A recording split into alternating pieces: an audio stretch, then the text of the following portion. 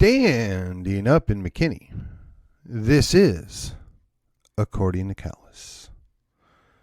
Coming to you on the 12th of August, the year of our Lord, 2024. It is episode 679.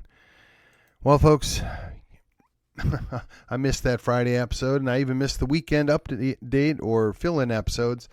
You know, life just has a way of getting in the way. And I got to be honest, as much as I love this podcast, as much as I like my little vent sessions, if you will, real life takes precedence.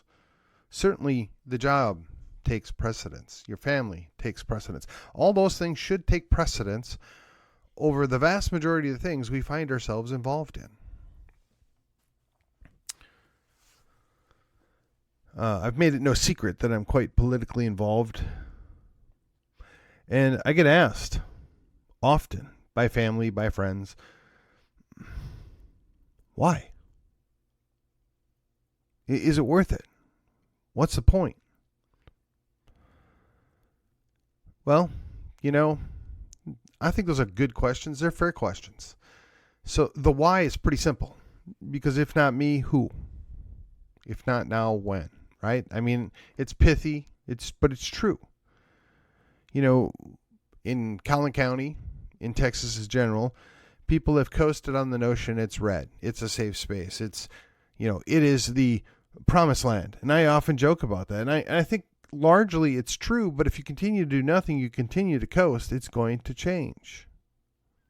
It's already changing, and not for the better. Now, I know the progressive leftist socialists out there, they think they're, you know, on the upswing here. They think they've got it. They think they're going to pull it off. And you know what?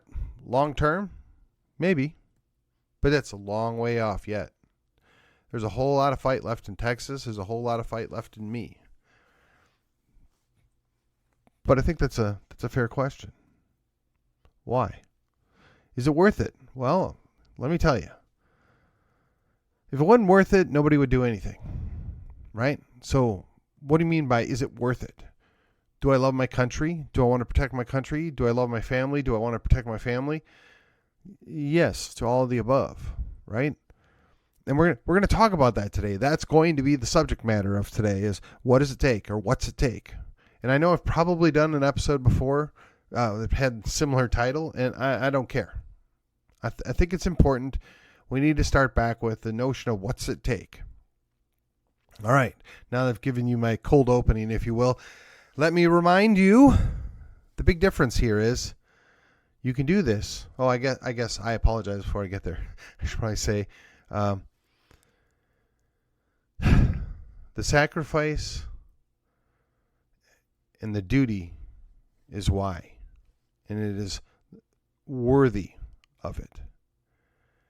And till my last breath, I will be doing something to protect liberty.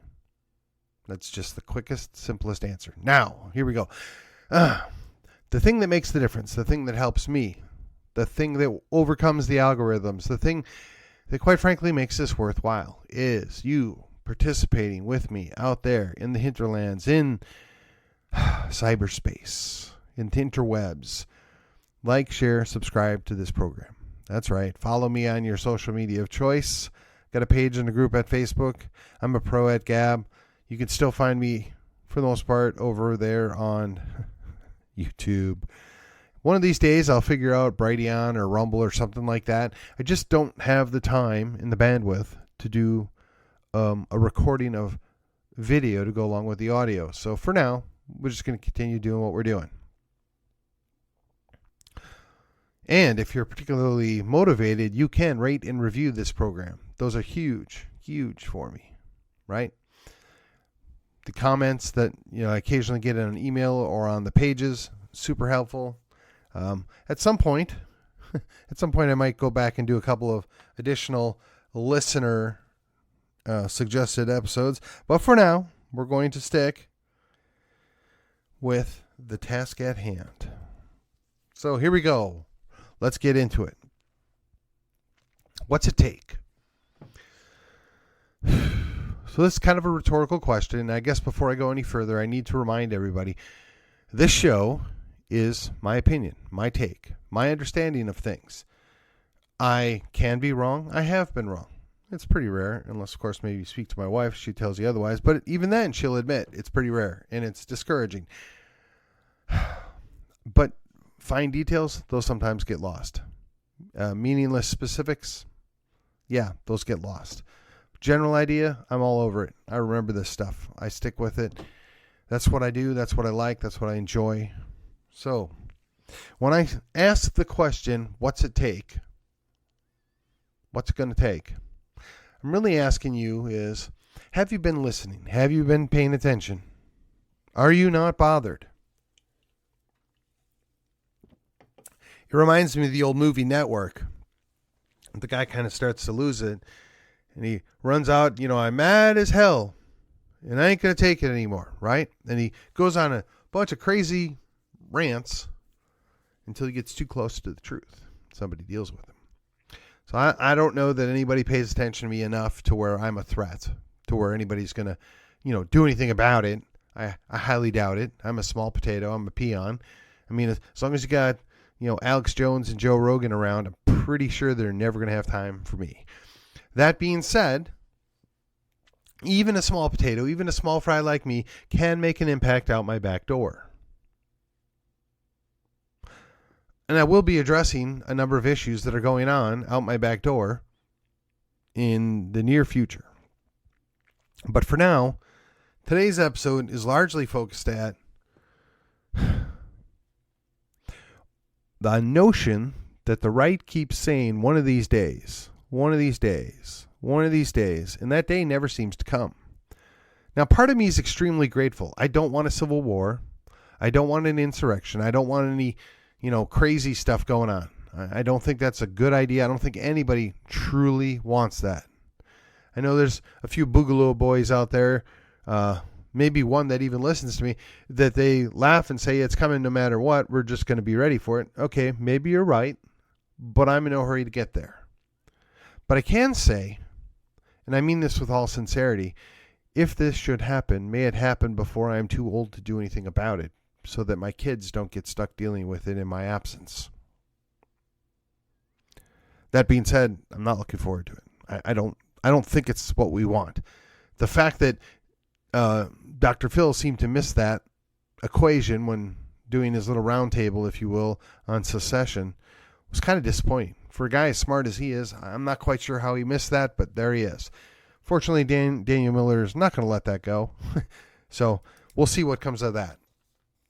Okay, but the big picture is those on the right, the conservatives, the Christians, the whatever you want to classify yourself as, hard right Republicans, alt right, whatever, don't care.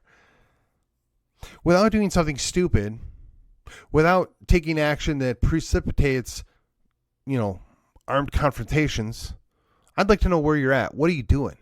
I don't see it. 2020 came and went. They stole the election. They tore down our history. They faked out a bunch of people. They closed down businesses. They trampled everybody's rights, including the First Amendment, and virtually silence. In fact, we applauded here in Texas when our governor belatedly got off his metaphorical butt and did something. I'm not really sure on what notion somebody's okay with the idea that a mayor or a county judge ordered churches to close and the churches went along with it. Now, look, I'm going to remind everybody, hey, I was among those that gave the free pass. You got 2 weeks. Yeah, we really didn't know. Okay, fine. We're going to give you a free pass. We're going to let that one slide. But after 2 weeks, when we knew what we were dealing with and we knew it was mostly BS, you have no excuses. You ceded any moral authority that you might have had. So I ask you, what's it going to take? Very little, if anything, was done to deal with the election. As a matter of fact, there are several states that have gone to all mail-in ballot. There are several states that are, trying to reform it, but they're going to find a way to jack that up. I mean, Arizona still can't get things figured out. Now, look, whether you like the lady running for office out there or not, she legitimately had her election stolen from her based upon the fact the person that made the decision was one of the other candidates. Well, you can say there's no evidence. Well, of course not, because the person that was the other candidate had control of the organization that would have found the evidence and controlled the evidence if it existed. I mean, look no further to Georgia, where they're just now figuring things out. Now, 4 years to get here? But hey, well, I guess in this case, late is better than never. Florida's on the stick. Virginia's maybe kind of sort of going to do something about it. We'll see. Texas, I think we're still snoozing. I mean, we're not 100%, asleep, but whatever. I'm not confident. I'm not confident that we're going to get a clean and clear election out of Minnesota or Wisconsin. Michigan. I have my doubts about Pennsylvania and Ohio. Georgia, maybe's got their act together. Arizona's a joke. Nevada, oh my gosh. At what point are we going to realize that they're going to Maduro us? When are you going to wake up and understand that's what's at play here? Now, I have a friend that's been saying until you fix 2020, you're not going to fix anything. Well, he's right, but I've been patient. I've been calm. I've been relaxed. I've seen some of the reforms come through. I've seen some of the changes that are coming. I'm not excited about how slow it is. I'm concerned that we're, less than 3 months out and there's no real guard or protection against the outright fraud. And the thing is, election fraud is extremely hard to prove out. And then you have to find a judge that's willing to actually hear the case or to grant standing.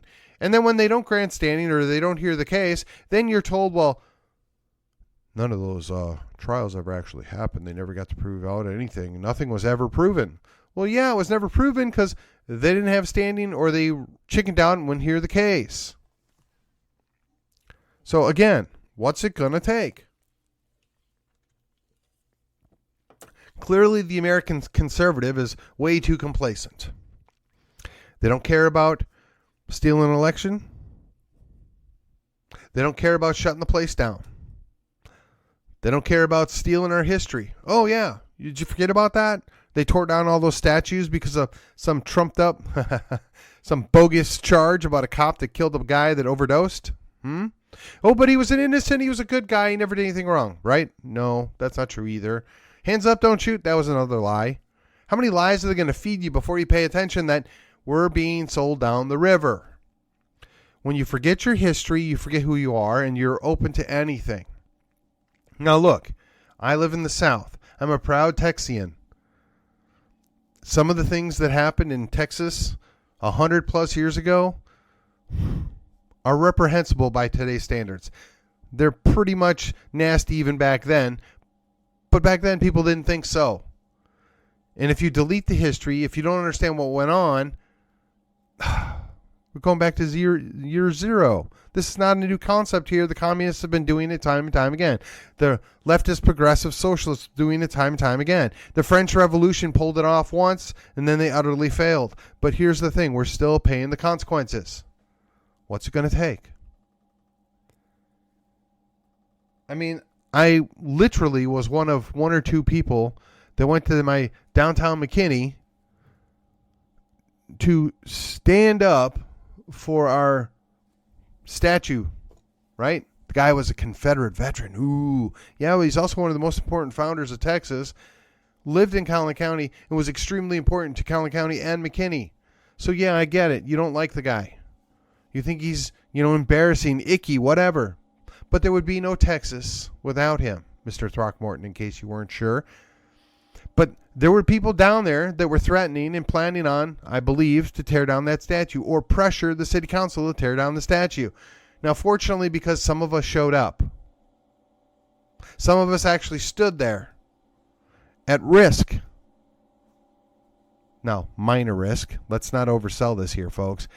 Nobody was going to do anything. 99% of what went on was purely for show. And I know that because I was there. My question is, where were you? Where were all these hardcore conservatives, right? These Proud Boys, they weren't there. Now, I'm not throwing league with the Proud Boys. I'm just saying, metaphorically, right? You're proud, you're a guy. Where were you? Where are you? They weren't there. The question is why? What are they hiding from? I mean, look, if you're a Texian, Throckmorton's an important guy. You don't just throw that away. You don't pretend it didn't happen. You acknowledge they did bad things. We don't agree with those things now. Bad history people. What? I mean, but really? You don't tear that stuff down. You don't pretend. Yeah, but Dallas caved.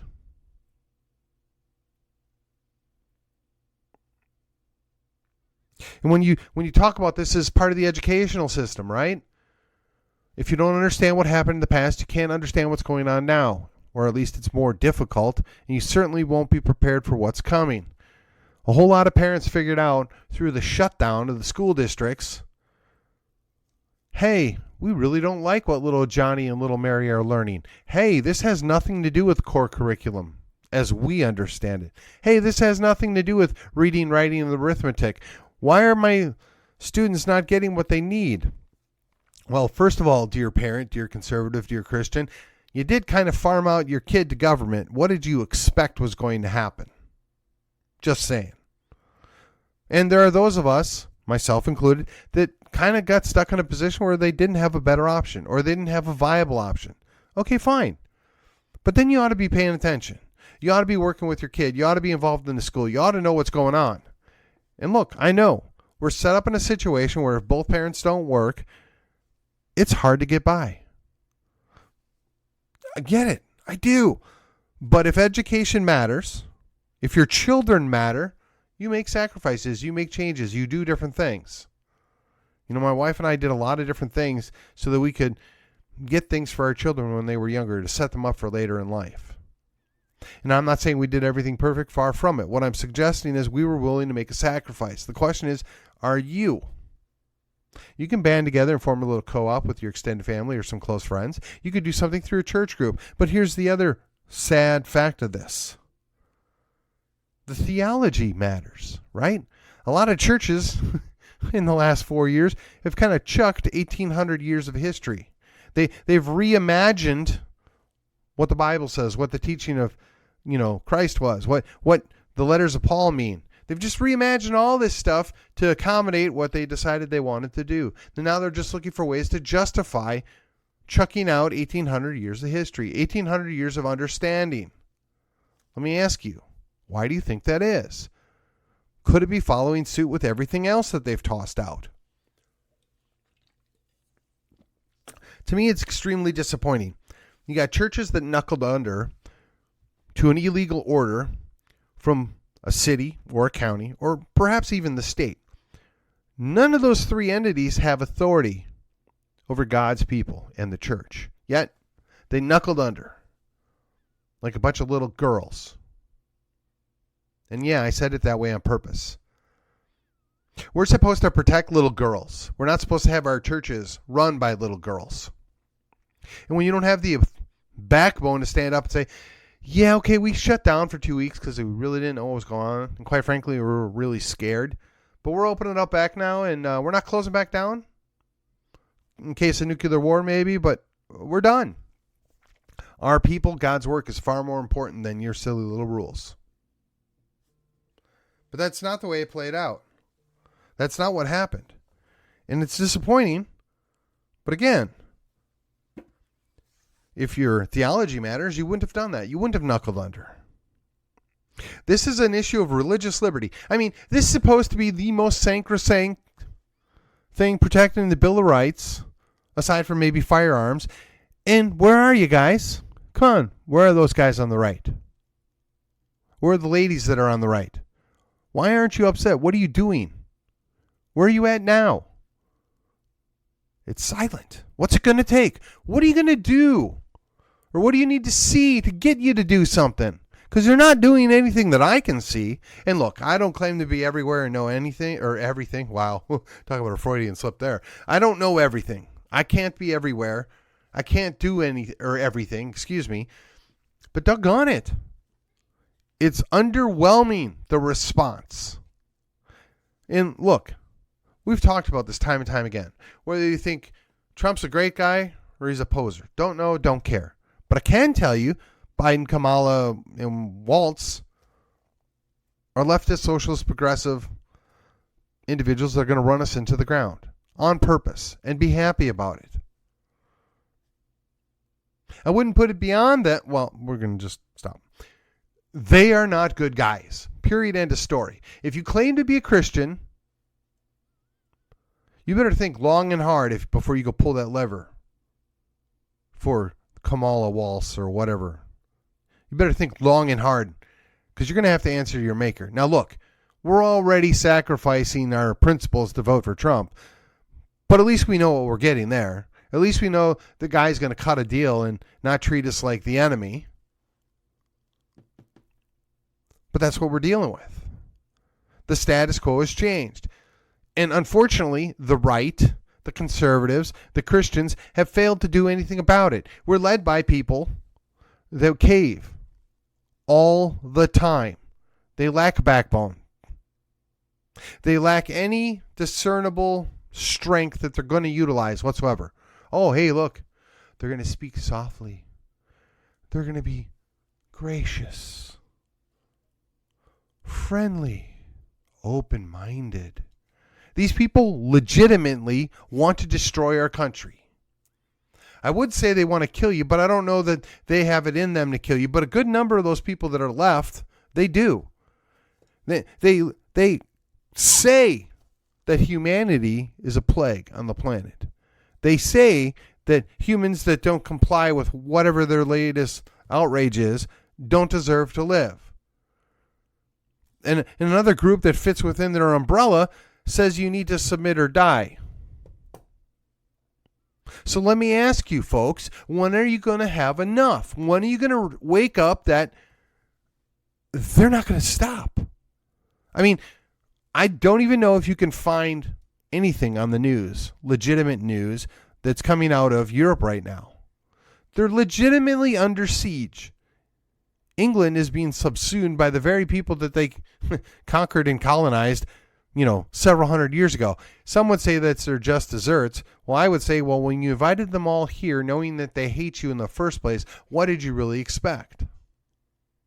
I mean, France to a lesser extent, same thing.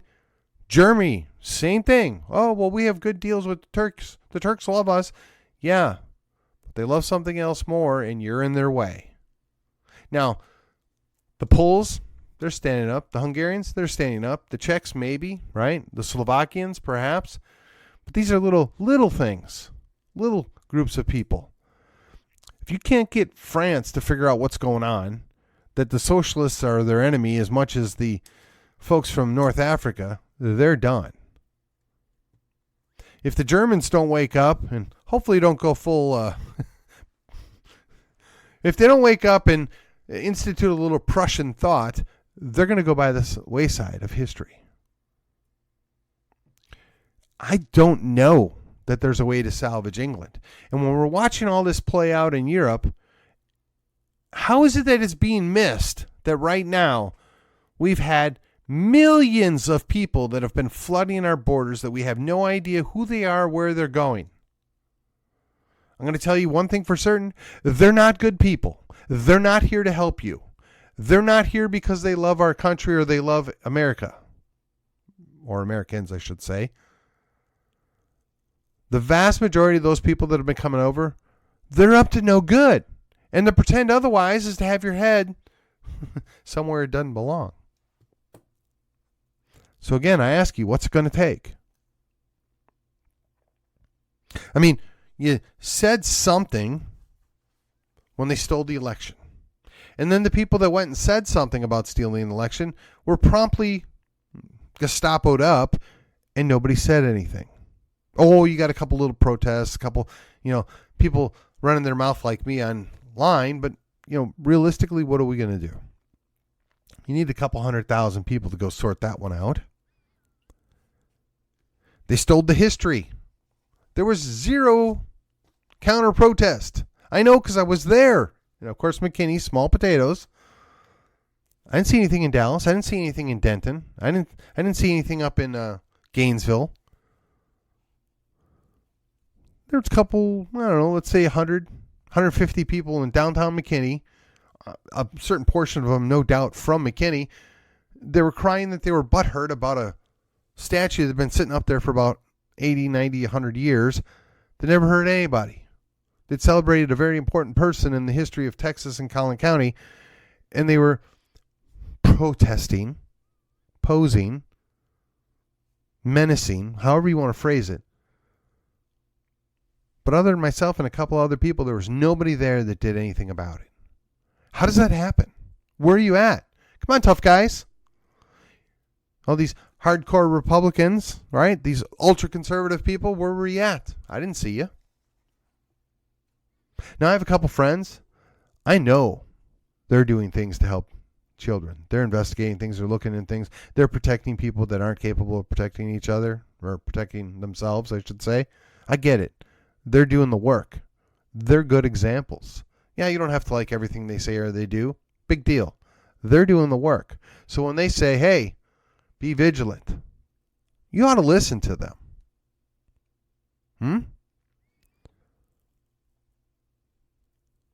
When they tell you that your children are at risk, you ought to listen to them. You shouldn't dismiss something because you don't like the person that's telling you. You ought to figure out if it's the truth or not.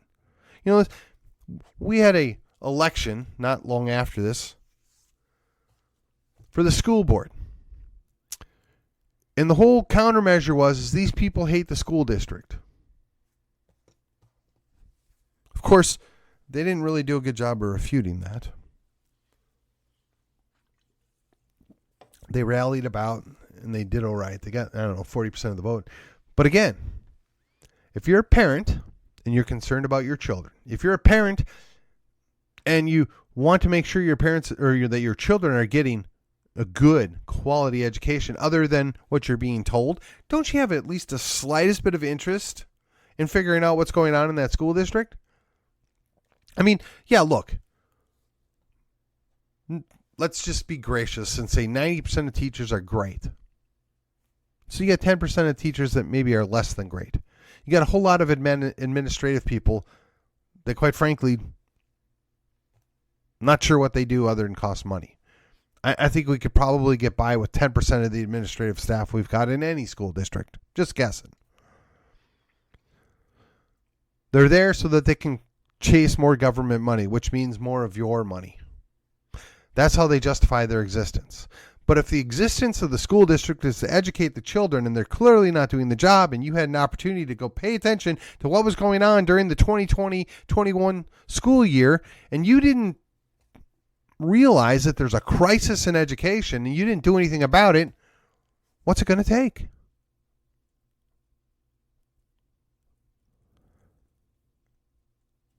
I mean, seriously, what's it going to take? I mean, the 3 or 4 things that are supposed to be most important in any adult's life would be their children, their religious observance, their pocketbook, right? And they've done nothing. Oh, maybe they'll all show up and rally and vote for Trump and everything will be just fine because, you know, the wizard in D.C. will fix everything, don't you know? That's not the way it works, folks. You need to be involved. You need to show up. You need to pay attention. You need to be doing things. You need to be showing up and taking part. Now, look, conservative. Look, Christian. Look, center-right Republican. I'm not asking you to go do anything stupid. I'm not asking you to break any laws. I'm just asking you to get out and get involved. There are tons of opportunities to be involved, to pay attention, to observe, to interact. There's committees. There's boards. Somebody out there that's right of center, logical thinking, semi-retired, something, you can invest your time in doing this. If not for you or your children, what about your grandchildren? What about your nieces and nephews? Don't you think that's a worthwhile investment? Hey, we're going to give up a few hours once a month to do that. I mean, I know that interferes with the boomer time, right, of spending your kids' inheritance, but really, if you care about your country, if you care about your family, why aren't you doing this? And finally, just kind of wrap this up here, or getting closer to it at least, I got to ask myself, if you go into a church that stayed shut down for months on end, what are you doing about that? Who are you talking to? Are you going to bother? I mean, I don't blame you. I mean, I'm not sure what the right answer is. Do you just leave? Or do you go tell them that you lost all your moral authority when you cowered and stayed shut for an extended period of time? I don't know what the right answer is. It would seem to me if the church was closed for months on end because they were afraid, the first thing they ought to do is apologize.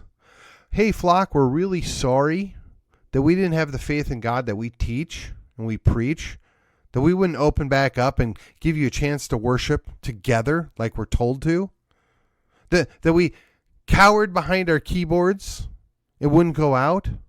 We set a really bad example. Would you please forgive us?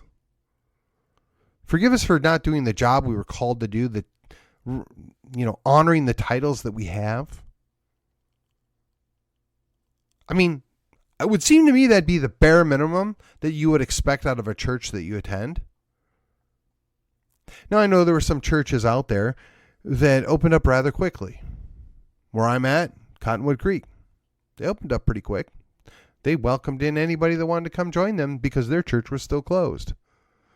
Pretty sure Prestonwood opened up pretty quick too.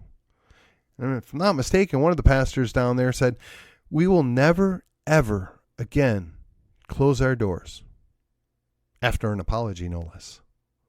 Now look, I get it. You did the 2-week thing because you were all freaked out. Hey, you know what? Bygones, bygones. No apology necessary. Staying months closed. Telling your people to stay home, stay away. Yeah. No. That's just sad. That's embarrassing. How can you claim to be a man of God and leading people, or even a woman of God and leading people, when you stayed at home and you shut down the church and you cowered? And now it's years later, and these same folks are going, I just don't understand why there's just not any involvement, or why the attendance has dropped off. I'm not really sure why people wouldn't want to be involved in our church. The attraction just doesn't seem to be there. Yeah, maybe because you didn't lead when the most important time in the last, my lifetime to lead was there, and we didn't do it. That's what I'm asking. What's it going to take? If you're a pastor or you're an elder and your church shut down for months on end for no reason at all, when you get up in the morning, perhaps you got to look in the mirror and say, what were we thinking? Perhaps you got to march your butt up in front of your congregation and apologize. Just saying. Just a thought. And if you think I sound a little bitter about this, maybe I am. But I can't be the only one. I mean, I got to be honest. If I look back over the last 4 years, did I do everything right? Nah. Did I call it on the nose every time? Nah. Did I make some mistakes that probably, I regret? Oh, yeah, absolutely. Have I hurt people along the way? Sure, I know I did. I've apologized to those people the best that I can when I understand what I did that hurt them, and when I understand what I could have done differently, or whatever their hurt was. Yeah, because you got to own your mistakes. You got to fess up when you do something stupid. You got to be honest when you hurt people. I try and do that. Now, am I perfect? No, don't claim it. But if it's brought to my attention and I get an explanation, I would do it. So I'm here telling you right now, any church person that's listening and your church did that, I'm sorry. They owe you an apology. They owe their entire congregation an apology. The most important thing in my lifetime, and they dropped the ball. Not all of them, but enough. Maybe it's not fair. Maybe you're not above reproach, and you ought not be calling this out. Maybe they want to say that you're worried about the speck in your brother's eye when you need to worry about the plank in your own. Okay, that's fine. I'll accept that. I'll accept that I'm not perfect either, and maybe, just maybe, there's some things that I need to look at. But I don't have the title, elder, pastor. I don't have a church that I lead. And then I failed. Because if I did, I'd have been all over that apology, and I would have told everybody that would listen what we're going to do differently and how this is never, ever going to happen again. And we're not going to be duped by government. We're not going to be duped by naysayers. We're not going to cower in our own little homes. You got to remember, the church thrived. Not just survived, but thrived based upon their actions through the plagues. Yes, people died. They paid the ultimate price. There were martyrs. Yes, absolutely. That is not a pleasant thing. Nobody wants to revisit that. But they did that out of service to man in service to God.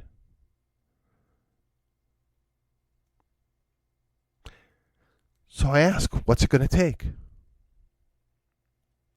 I mean, I could foresee a future where we continue to do nothing. We continue to just keep muttering, wait until we get mad. Wait until the right takes some action. Just wait. Just wait. And then we're going to be sitting in that church in the background, and you're going to listen to the worship leader say, sing louder, the train's going by. Sing louder so we don't have to hear the screams in the boxcars. Sing louder so we could pretend everything's normal and we still have our liberty and freedom. Sing louder so we can pretend. Now, I don't know about you, but that's not a future I want. When somebody asks me what it takes, I look at it as it depends. My children are grown. I don't have any grandchildren right now.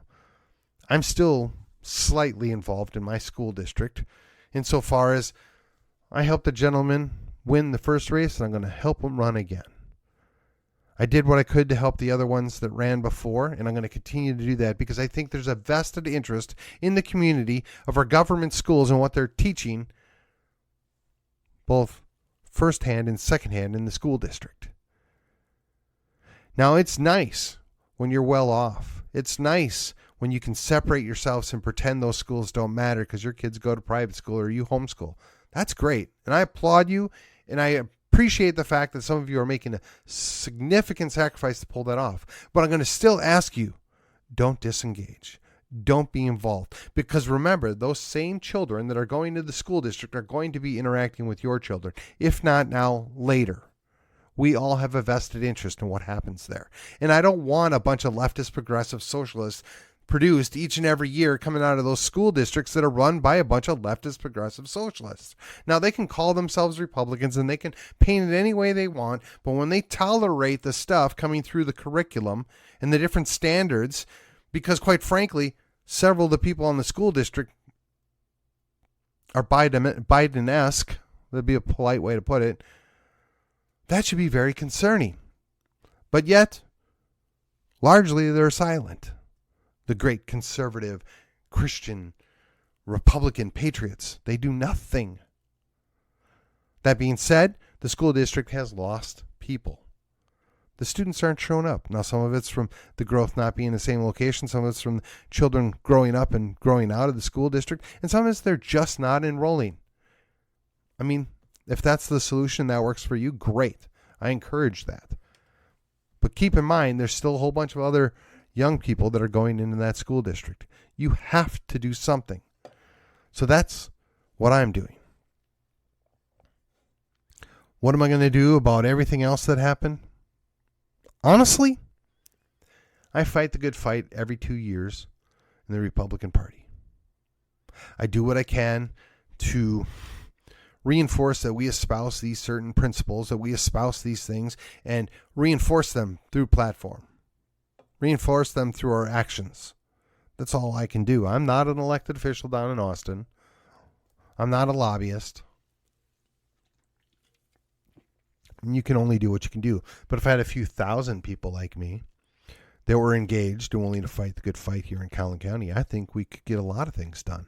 If we could put aside our bitterness, our petty differences, and focus on the bigger picture here, I think we could lead us on to great things. See, it's not over. It's not going to be over. But if you do nothing, that dismal future awaits. To stand by and do nothing is to allow evil to prevail. As far as the churches go, I got to tell you, I'm torn. I don't know what the right answer is for me. I'm not going to tell you what the right answer is for you. But I think at the very least, you ought to ask for an apology. If they're not going to give an apology, you probably ought to leave. Then it's a question of, do I tell them I'm leaving or I just walk away? And if I tell them that I'm leaving, do I do it in such a way as to let them know that I'm willing to stay if they'll meet certain criteria? Or I just say, you blew it and we're done. I don't know what the right answer is for you. I'm not even 100% sure what the right answer is right now for me. But I can tell you, people want to be led. They just do. But they want good, solid, dependable people to lead them. You can be a leader. You can train up leaders. There should be a succession plan for each and every organization. Each and any entity should have a succession plan.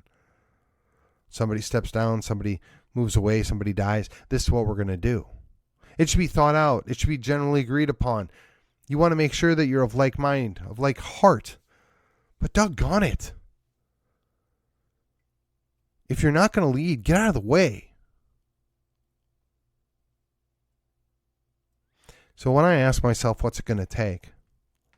For me, that time is already come and gone. Just question what I'm going to do. And what am I going to do next? And perhaps if a lot more conservatives or Christians or activists out there would think the same way and would coalesce behind some general ideas, we could get something done. That's what I want. I want to get something done. And with that, this has been According to Callus. It's been a day. But I say this because I believe that we can make a difference. We should make a difference. Because if it's not us, who will it be? And when will it be? This has been According to Callus, and I will see you on the other side. TexianPride.com is the destination for Texans who want to show off their love for Texas. We don't settle for mediocre. Our shirts are made from 100% high-quality athletic cotton. They're cool, comfortable, and designed to fit and flatter any body type. Follow us on Facebook and Instagram. Visit TexianPride.com for your next stylish Texas tee.